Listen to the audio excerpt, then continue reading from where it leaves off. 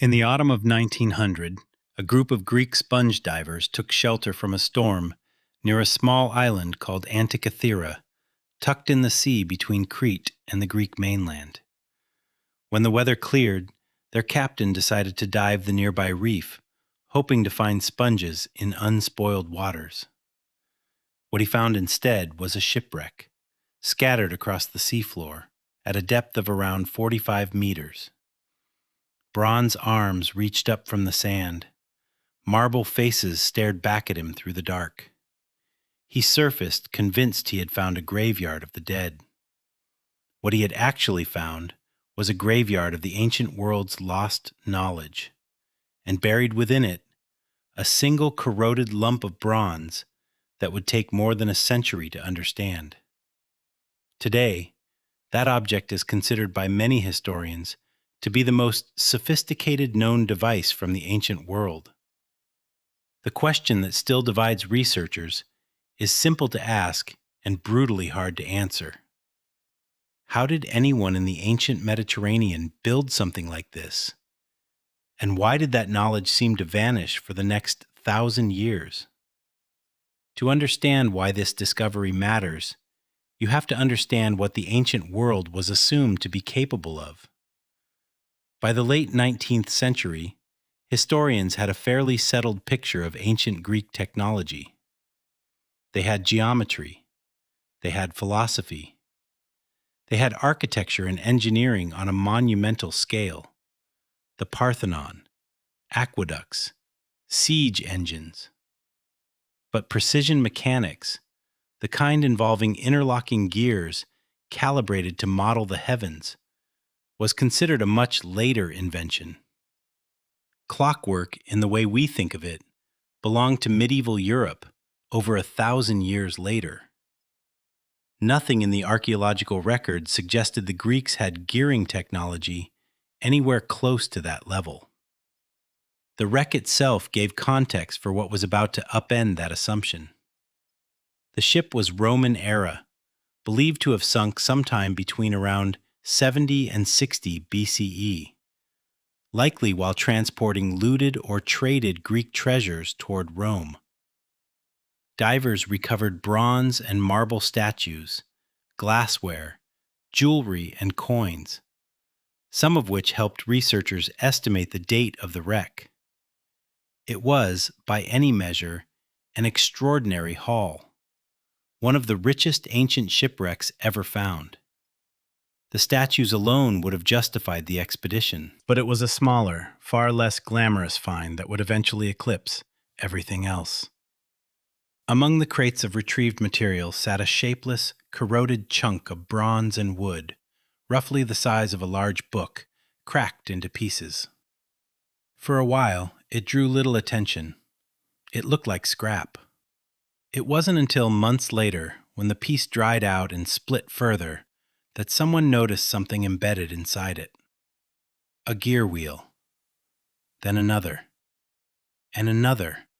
Dozens of them, impossibly fine, with triangular teeth cut with a precision that seemed to belong to a different century entirely. This was the Antikythera mechanism. Early investigators were baffled.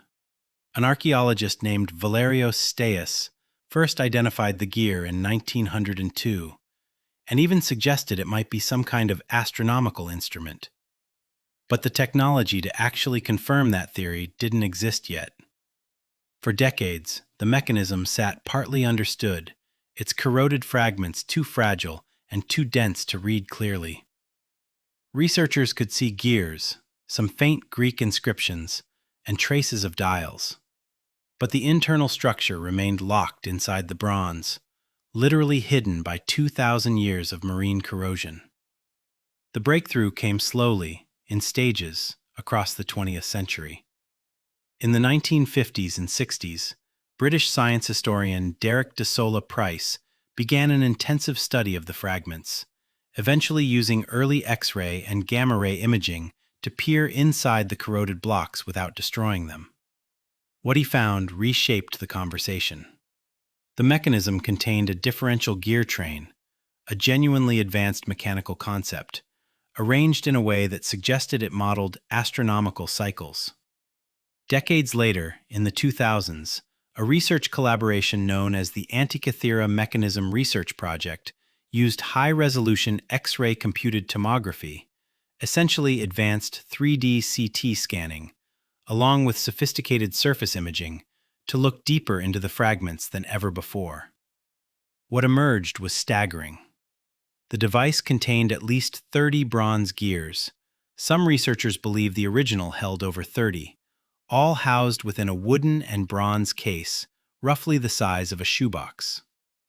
The gears varied in size, some with teeth barely a few millimeters apart, cut with a level of consistency that implied not just skill, but a design system, a plan that had to be worked out mathematically before a single tooth was cut. The inscriptions covering the mechanism's surface, deciphered gradually through imaging technology that could read text obscured by corrosion, turned out to be something like an instruction manual. They described astronomical and calendrical functions, and when researchers reconstructed how the gears interacted, the purpose of the device became clear. The Antikythera mechanism was an analog computer for the sky. Turn a hand crank, and a chain of gears would rotate. Pointers on the front face tracked the position of the sun and the moon against the backdrop of the Greek zodiac. A separate lunar mechanism, one of the most sophisticated parts of the device, used a clever pin and slot gear arrangement to reproduce the moon's variable speed across the sky, accounting for the fact that the moon doesn't move at a constant pace, a subtlety rooted in real astronomical observation. The device could track a 19-year lunar-solar calendar cycle known to Babylonian and Greek astronomers. On the back, dials displayed a 4-year cycle corresponding to the timing of Pan-Hellenic games, including the Olympics. Another dial modeled eclipse prediction, based on a cycle of roughly 223 lunar months, known to ancient astronomers as the Saros cycle. In other words, this bronze box, small enough to hold in 2 hands, could predict solar and lunar eclipses, track the phases of the moon, follow the position of celestial bodies, and mark the calendar for religious festivals and athletic games, all through a manually operated system of interlocking gears. Nothing else like it survives from the ancient world. Nothing close to it appears again in the historical record for over 1,000 years, until complex geared astronomical clocks began appearing in medieval Europe and the Islamic world. That gap is the heart of the mystery. Ancient writers do give us some context. The Roman philosopher Cicero, writing in the 1st century BCE, described a bronze device built by the Greek scientist Archimedes that modeled the movements of the sun, moon, and planets. Cicero also mentioned a similar instrument attributed to the astronomer Posidonius. These accounts confirm that the ancient world knew of devices like this, that they weren't unimaginable even to Roman writers. But no other physical example has ever been found.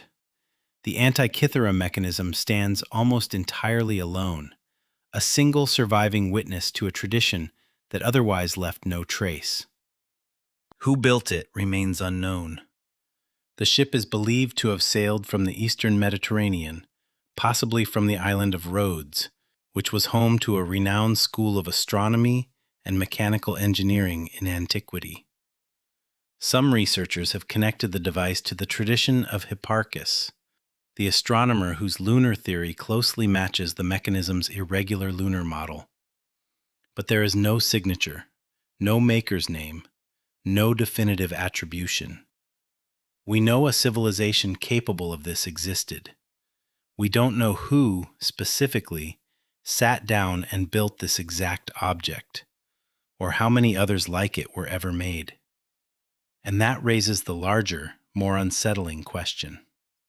If the ancient Greeks had the mathematical and mechanical sophistication to build something like this, why does it appear only once in the archaeological record? Was this a rare, expensive masterpiece? A one-of-a-kind commission for a wealthy patron, explaining why so few, or none, survive elsewhere? Or was this kind of technology more widespread than we assume, with other examples simply lost to time, melted down for their bronze, or resting undiscovered on the floor of the Mediterranean? Most historians favor a fairly grounded explanation, that this represents the surviving peak of a genuine tradition of Greek mechanical astronomy, a tradition referenced by ancient writers, but almost entirely erased by the simple realities of history. Bronze was valuable and routinely melted down and reused. Wars, fires, and the slow decay of empires destroyed workshops, libraries, and instruments. It doesn't require ancient aliens or forgotten super-civilizations to explain the Antikythera mechanism. It requires only the fact that history is fragile and that most of what people once built simply didn't survive to be found. The device isn't necessarily impossible. It may simply be the only one of its kind that we've been lucky enough to recover. But that grounded explanation doesn't erase the wonder of it or fully close the case. We still don't know exactly who commissioned it or why it was aboard that particular ship. We don't know how many hands were required to build it, or how long such craftsmanship took to master. We don't know whether it was a working scientific tool, a teaching device, a luxury showpiece for the wealthy, or some combination of all three.